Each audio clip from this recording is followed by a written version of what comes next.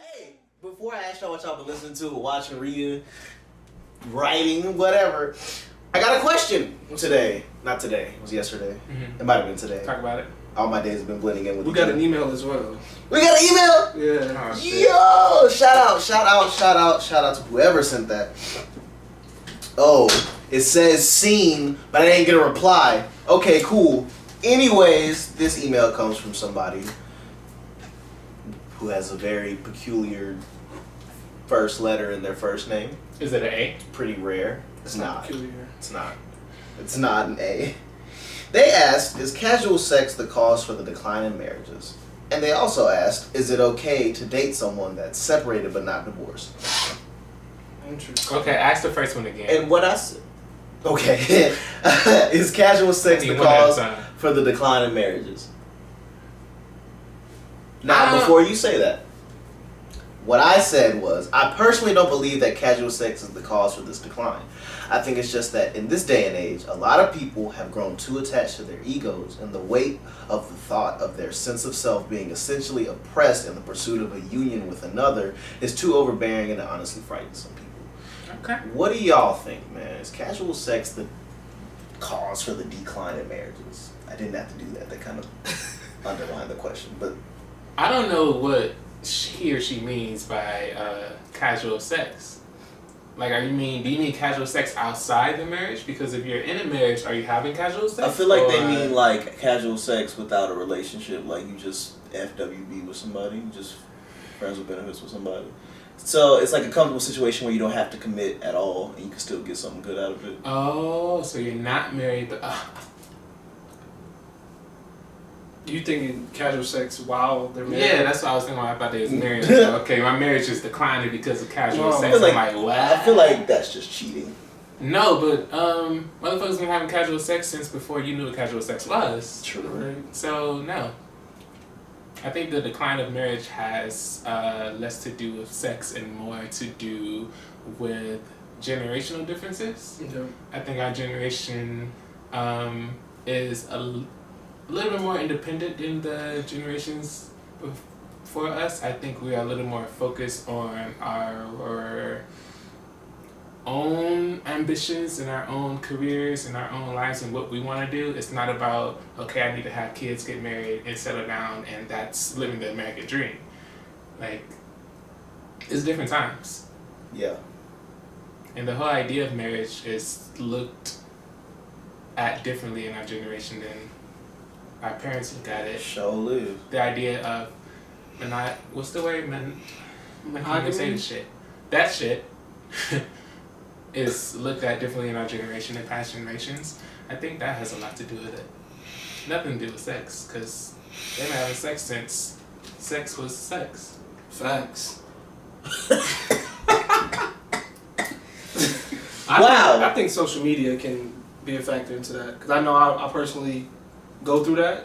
It's like knowing that there's somebody else out there that looks better or that does this better or that better. Oh, fuck yeah. Knowing there's options out there that aren't necessarily where I live, it stops me from settling down. Because like if you think back to like 05, 04, when you didn't know any other girls besides the girls that you was around. Yeah, that's the one I want. I want to settle down with that. But now it's like, okay, there's this girl in Africa, there's this girl in China that I want. There's this thick ass broad in Brazil. See what I'm saying? I think that's a decline. That's part of it. I want Michaela. Plus we young. Michaela. That too. But I think you're right about that, What's though. up? The one that you say you're not a fan of. But I think you're right about that. On this TV when we came in. Oh, the one that looks like you? We always look. Well, I know sometimes I'm looking at a lot of shit outside of my relationship. Like, damn, like I want that too. Yeah. But That I is mean, pretty difficult. It is very difficult to like settle down with somebody when you're young and you got so many options in the world. Yeah. Because social media makes them seem closer than they really are. yeah, it makes you feel like you can actually have it. Yeah. And you can. A lot of because times you social can. media. I won't even say a lot of times. I can't. Maybe y'all can. Maybe y'all better than me apparently. I'm just saying like you can, as in it could happen. It could. I'm not saying it will. I'm not saying I'm like Drew who said I can do it. Like, no, I don't think that, but I think it's a possibility. Yeah. They need it's something it's staying right. Is it the grass is greener on the other side syndrome? Because I know before I got with my babe, I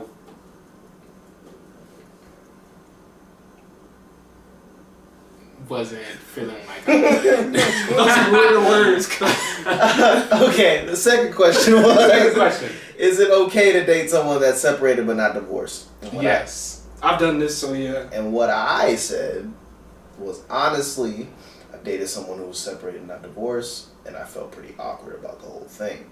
It's not really my place to say what people should or shouldn't do, but in my moral guidebook now, there's definitely a space that says don't do that. For me. I'm gonna agree with you because Right. I don't know about the whole dating thing. Fucking sure. Absolutely.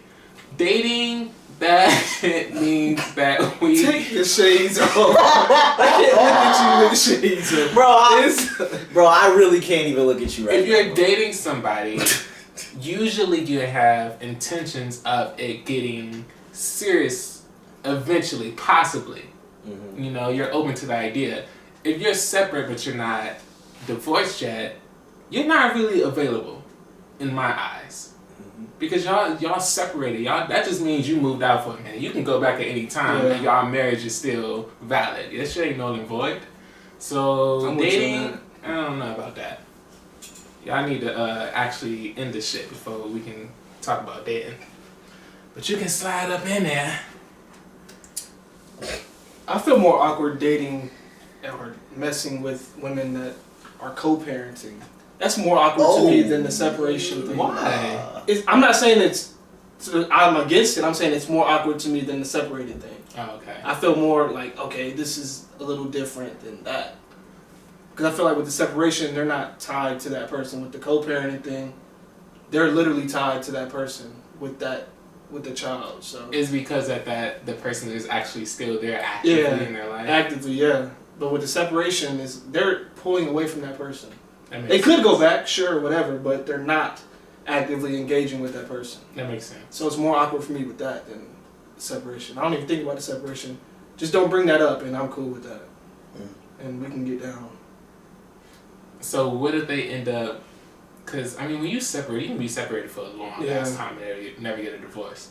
Would you stay in that situation? Say you dating somebody that's separated. A year and a half go by. They still ain't divorced. They still ain't even talking about getting divorced. What do you do? They on some bullshit. If it's a year and a half, they fucking. I'm gonna give them a cool 6 months. Like, you gotta show some progress with the separation. I know it takes time or whatever, but I need you to be working on it.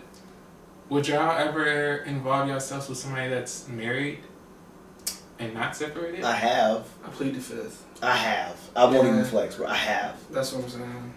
And my, alright, the state of mind I was in at the time Mm-hmm. was I didn't give a fuck. Mm-hmm. But now, Mm-hmm. I'm like, I mean, I still don't give a fuck about that particular time, but I would never do that again. Yeah, we grow up. Yeah. Grow up. I'm honestly over a lot of the one night kind of things. Mm-hmm. Oh, I'm lying. When I get to a better place, I swear to God, I already know I'm gonna get back in that Right. a little bit at least, unless I'm, that's beside the point. But those are the 2 questions that we got. What about that email, man? Like, y'all already know it's a no for me for the whole fucking with somebody if they married and shit. Or if they Yeah, separated. I wouldn't do it again. Because honestly, that kind of karma is different. It's very different. That's a different kind of karma. You do not want that karma coming back at all. You sure don't. You sure don't. Because, like Drew here, I was supposed to go out the country. But some bullshit happened to me. Yeah. So, I'm going to take it in stride. I'm going to just move on with my life and shit like that. But, like, shit happens, bro. Shit can come back to possibly haunt you. Now, I don't think that's what that was, but still. And it's not even worth it. I think you need to realize that you don't have to. It's not like this person is your only option. This person that's married.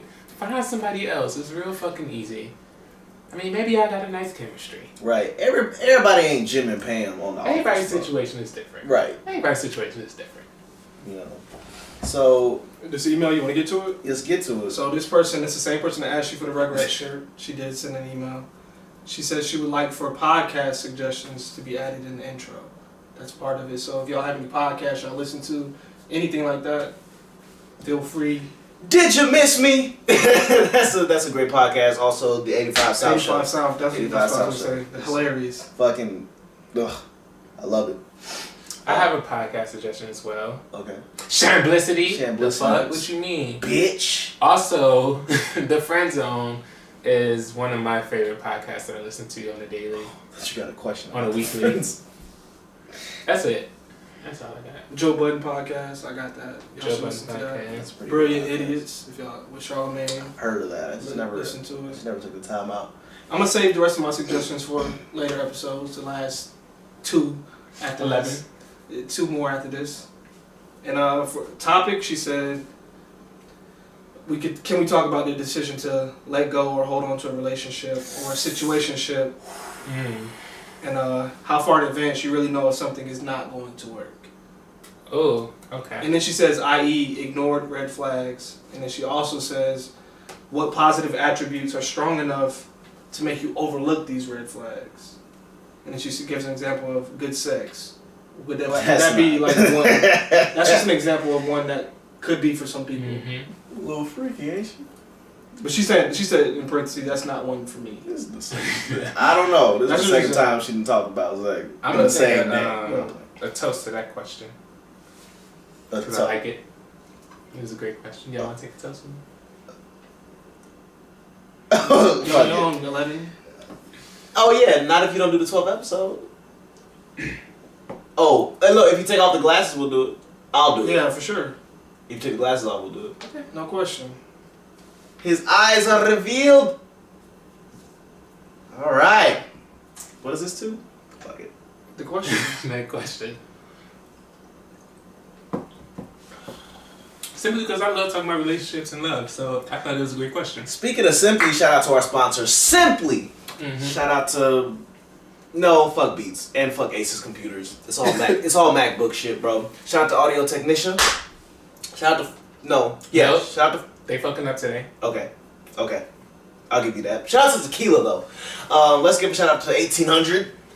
Give a shout out to Patron, even though they fucked us that time that we used them.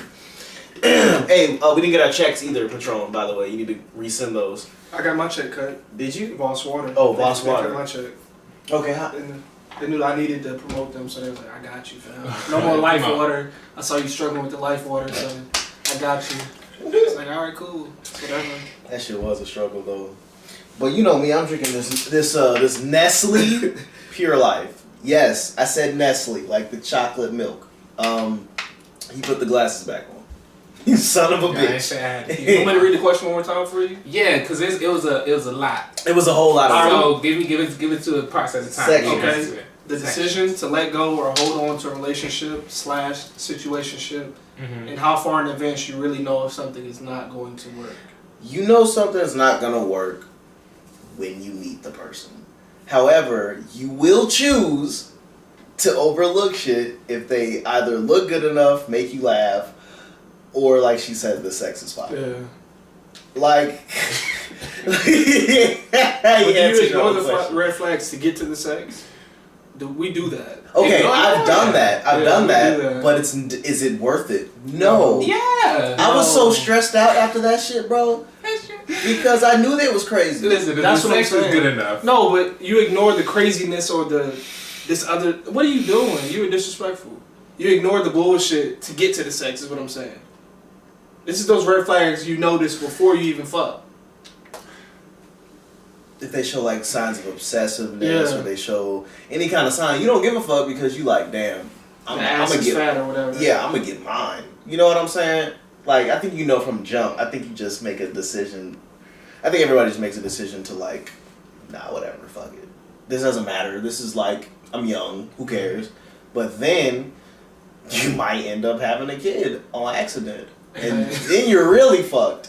So my whole thing now is, I can't even say that. Never mind, because I'm probably about to I was gonna say Keep in mind. what I want to do personally is I want to wait until I meet somebody who I wouldn't mind having a kid with. Someone I respect that much to actually have a kid. To actually have sex. with. To have sex. I'm sorry. Okay. To fuck. We black. We don't be saying that shit, bro. The fuck. I'm a Christian. I don't say those. Shut up, What nigga. about you, Mr. Ignore all the red flags because I'm trying to fuck? No, I meant that in a sense like if your goal is if you're looking for a serious relationship, then obviously the last thing you want to do is ignore those red flags. A lot of people, men and women, will see potential in a motherfucker. Like they'll pick out the good shit and ignore the bad shit, thinking that maybe you can mold them into something that you want them to be, or maybe the bad shit isn't as bad as you think it might be. That's the last thing you want to do. But if you're looking for good sex, then by all means, ignore all the red flags. I mean, get it in how you live. But, yeah, and like you said, like you know when somebody is not right for you. You know when shit is a sticky situation. You know. You fucking know. We all got that. If you know, you know. Shout out to Quinn. Sticky situation. That intuition. If you know, you know. I was waiting for it. Thank you. What do you think? I think people ignore the red flags simply because they don't want to overstep the boundary. Because everybody know, like, you all in my shit. You assuming some shit. That person will try to flip it on you. Like, why you assuming I'm crazy? Why you assuming whatever the red fucking flag is? Oh, you think I'm lying? Why would I lie about that? Because that's who you are. But you can't say that. Because that's how I fucking feel. Because it's brand new. Right. You can't say that. You're not in a position to say that. Yeah. So you're like, fuck it. Well, I'm not going to say anything. I'll wait and see if it evolves into something else. And then you ain't shit when it don't work out. Yeah. But low key, you not shit because you knew they wasn't. You know you didn't want to fuck with them for real. But even in that period of when you're like taking your time and seeing if shit is going to work out, you still feel in your spirit that you need to get the fuck on. That you still feel it. Like, no, this ain't it. Definitely. Like, don't ignore the shit, because that's how you end up in situations that are unhealthy for you. I tell people, I've said on the show before, your gut is God. Okay? Tell them.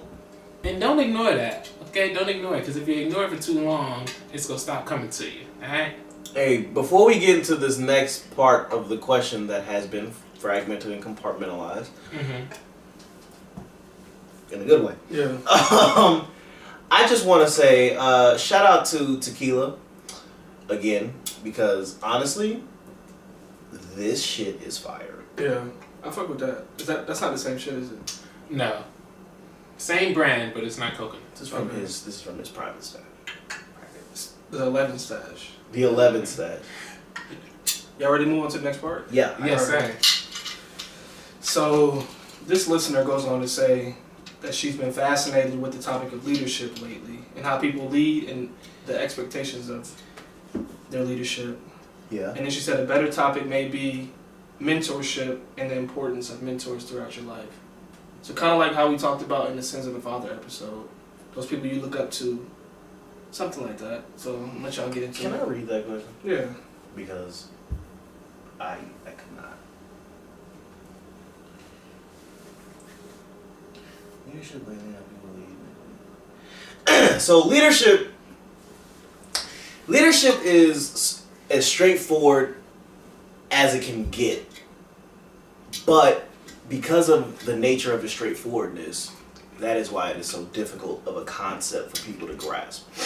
The act of being a leader is a righteous position, one known throughout time, to either there's no real in between with this. You either lead people to, like, you either lead benevolently or whatever like that, and you lead people to a sort of symbolic promised land in whatever area you're in, like your job, your fucking sports, you're doing, like, going to the championship, whatever like that. You guys win whatever salesman of the fucking year. I've been watching a lot of The Office, I'm sorry. But, like, you can lead in anything. All that takes is the right attitude and the proper word placement and showing people that you can do it, like showing people that you're more than just talk and shit like that. But leadership, like I said, can also be very difficult for people because everybody don't really want to talk to somebody like the way that you would have to as a leader. I know me, I've been disrespected as a leader. I've been like, you know what I mean, like cursed out. People didn't like I was doing shit. Like, not really cursed out. White people can't curse me out. That's just not possible. Like, even if you do get your volley of profanities off, it doesn't matter. Like, white people can't bother me. Like, I just don't. I feel you. It's February. You know what I mean? Like, come on, bro. Like, it's something different when you get cussed out by a black supervisor and a white supervisor. Yeah. The black supervisor's like, damn, I'm disappointed you. Yeah, I was like, I fucked up, bro. I fucked up. The white supervisor's like, hold on, nigga, who you talking to that I can't say that to your supervisor? But you know I will fuck you up with in the streets, but it's cool. The white manager is like, okay, Bill, chill out, all right? Like, it's not even that deep. I'm sure you're going to get scallops when you go home today. Like, fucking relax. But, man, leadership, man, like, what it takes to be a leader, like I told you, man, it's the right attitude, right word placement, and being there for people, and also, you know, just having the experience to fall back on so people actually know that they can trust what you're talking about. That's just my thoughts on the whole leadership thing. Well, our mentorship, do y'all have mentors? I do.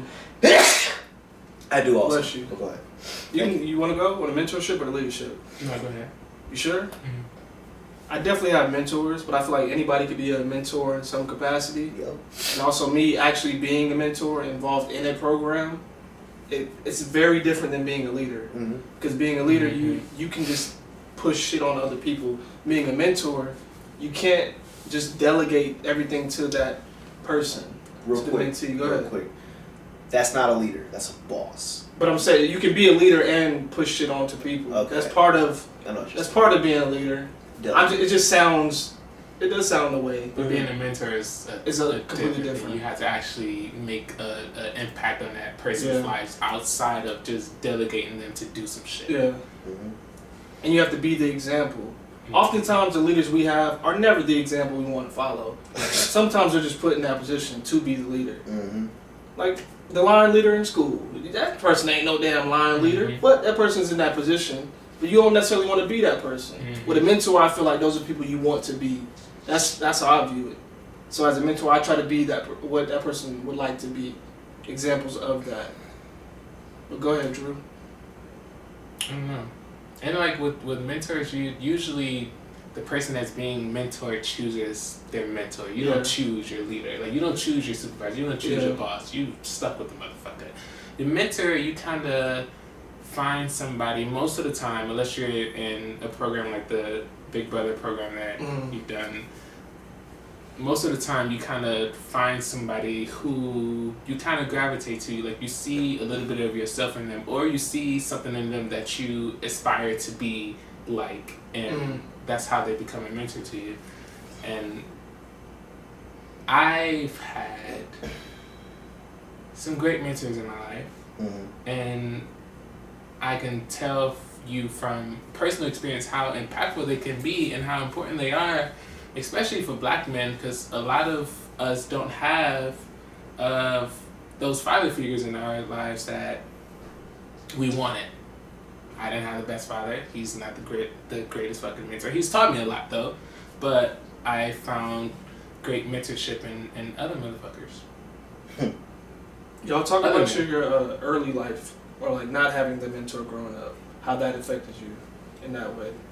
Or if you did have one, talk about that. If y'all want to go ahead and get into it. This is going to sound sad, and I don't give a fuck how weird it makes me sound, but it's true. Like, my dad was always gone off doing shit, and like, I've always been an introverted kind of person, so I played very good video games. So I learned a lot from these fictional characters about, of course, you know, they're not real, so you can't embody all the shit that they embody. But intelligent video games have really taught me a lot of shit, like, have given me, like, different outlooks on life and shit like that. I've learned a lot from video games, TV. I've learned a lot from life in general as well. A straight up mentor though, nobody really comes to mind, seeing as how I kind of had to find the time. I had to kind of teach myself everything, like everything. Yeah.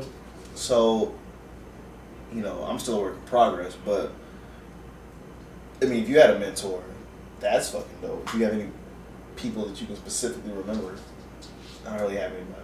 They've all been people that I've met within the last 3 to 4 years. People that I've worked with.